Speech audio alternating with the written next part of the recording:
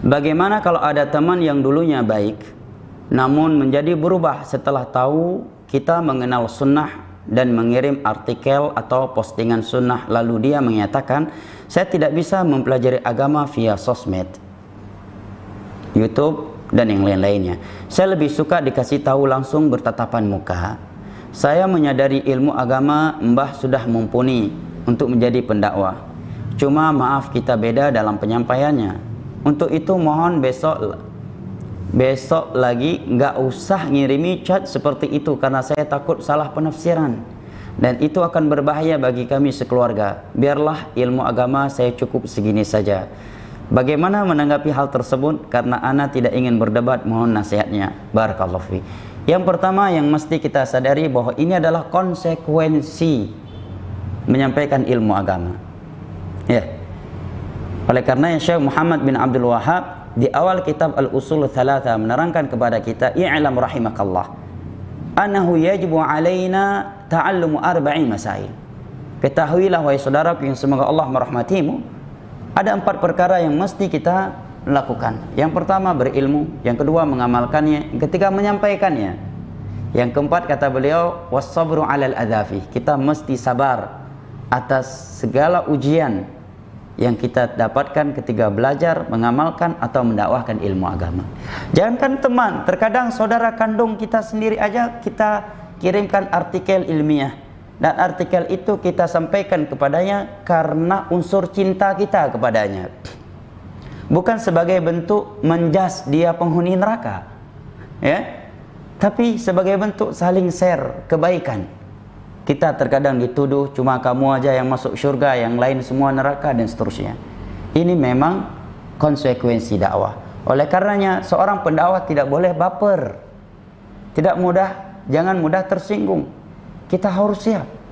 Ada di antara nabi kita, para nabi dan para rasul kita yang diusir oleh keluarga besarnya, bukan sekedar kaumnya yang mengusir beliau. Nabi Ibrahim alaihissalam diancam oleh ayah kandung beliau sendiri tatkala beliau mengajak ayahnya untuk mentauhidkan Allah, bukan sekedar kepada salat, bukan sekedar mengajak tinggalkan zina, tinggalkan riba, tetapi beliau mengajak kepada perkara yang paling inti, yaitu meninggalkan berhala-berhala yang disembah selain Allah untuk mentauhidkan Allah. Dan beliau pun mengajaknya dengan bahasa-bahasa yang cukup santun, yang cukup indah, yang Allah terangkan dalam surat Maryam, wadhkur fil kitab Ibrahim innahu kana siddiqan nabiyya idh qala li abihi ya abati lima ta'budu ma la yasma'u wa la yubsiru wa la yughni 'anka syai'an ya abati inni qad ja'ani minal 'ilmi ma lam ya'tika fattabi'ni ahdika siratan sawiyya ya abati la ta'budi syaitan inna syaitana kana lirrahmani 'asiyya ya abati inni akhafu an yamassaka 'adzabu minar rahmani fatakuna lisyaitani waliyya. Setelah Nabi Ibrahim mendakwahi ayahnya dengan kata-kata yang begitu lembut dan santun, ayahnya justru menjawab, la in lam tantahi la arjumannaka wahjurni maliya. Wahai Ibrahim, kalau kamu masih belum berhenti mendakwahi aku, mengajak orang kepada tauhid, kamu itu saya rajam. Kamu saya rajam dan kamu saya usir. Itu ayah kandung Nabi Ibrahim sendiri. Bahkan di dalam sebuah hadis yang diriwayatkan oleh Al-Imam Al-Bukhari dari Abdullah bin Abbas radhiyallahu anhuma, Nabi kita menyebutkan ada seorang nabi diperlihatkan kepada beliau, wa ra'aitun nabiyya wa laysa ma'ahu ahad. Ada seorang nabi berdakwah sekian lama tidak ada satupun orang yang mengikutinya. Anaknya tidak mengikutinya, istrinya tidak, pamannya tidak, sepupunya tidak, apalagi masyarakatnya. Wan nabi wa ma'u rajul wa rajulan. Ada pula seorang nabi yang sudah berdakwah sekian lama yang mengikutinya hanya 1 atau 2 orang.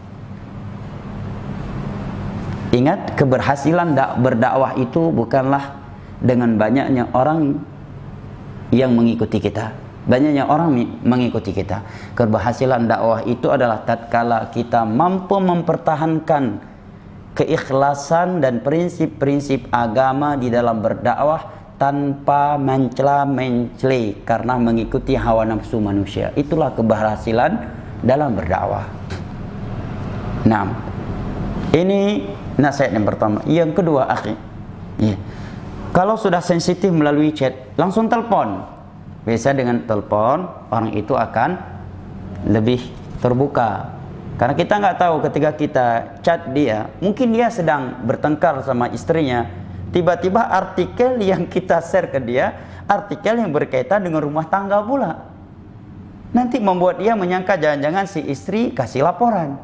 Ya, jangan-jangan dia ini memvonis saya yang salah. Orang bakal sensitif. Atau di saat chat kita masuk yang berkaitan dengan riba, qadarullah mungkin dia baru pulang ngambil riba, ya, dan seterusnya. Maka usahakan telepon langsung dan perbanyak ziarah, ya, pertemuan atau hadiah.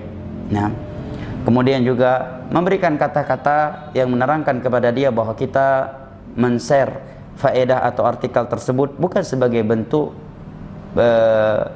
vonis bahwa dia tidak berilmu, penghuni neraka, tetapi sebagai bentuk cinta kita terangkan ayat dan hadis yang menerangkan seorang muslim itu mesti saling nasihat, kaum muslimin itu mesti saling nasihat, menasihati sesama mereka, dan bahwa bukti cinta seorang muslim kepada saudaranya yang lainnya adalah semangatnya dia memberikan nasihat kepada saudaranya. Dengan itu insyaallah taala dia akan terbuka. Kalau ada yang berkata bahwa kami tidak terbiasa menuntut ilmu atau tidak mau menuntut ilmu via medsos, maka ketahui ya akhi, sebuah kaidah dalam ilmu fikih, al-wasail laha ahkamul maqasid, atau ya, al-wasilah laha ahkamul maqasid. Suatu sarana itu bisa mengambil hukum ujungnya. Ya. Medsos merupakan sarana yang Allah berikan untuk kita menuntut ilmu agama. Bahkan Syekh Muhammad bin Shalih Al-Utsaimin menyebutkan ketika beliau menerangkan atau menyampaikan sebuah bait syair, saya lupa konteks Arabnya yang maknanya bahwa